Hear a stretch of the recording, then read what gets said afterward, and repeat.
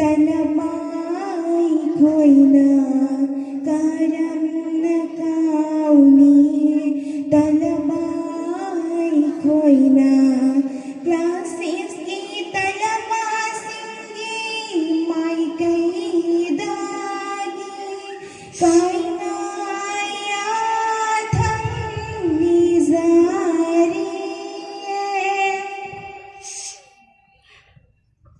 Kau mangang cari pensiju pagi, thawai gahak jaga karna driva. Kau mangang cari pensiju pagi, thawai gahak jaga karna driva. Aroi bajahini, aroi bamikopni, jalam daigi, miku asida. Aroi bajahini, aroi bamikopni, jalam daigi, miku asida.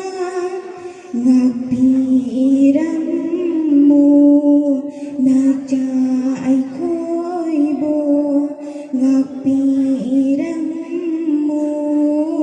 dalawa ay ko'y bo, bibiyo dua miku masida, bibiyo dua miku masida.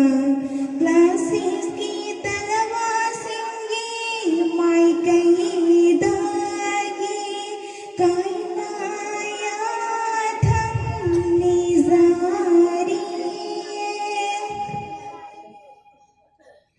Kau ba ang jaroy pensiju pagi, thawai gahak jaga kay nadriva.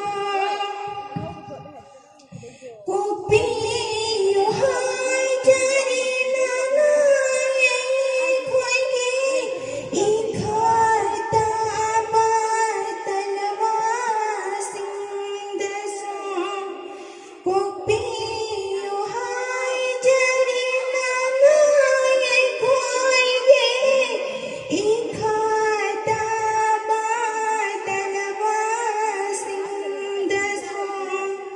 Matang kaya daging ay jarang pa, yaurat lengasidi sana kinumi.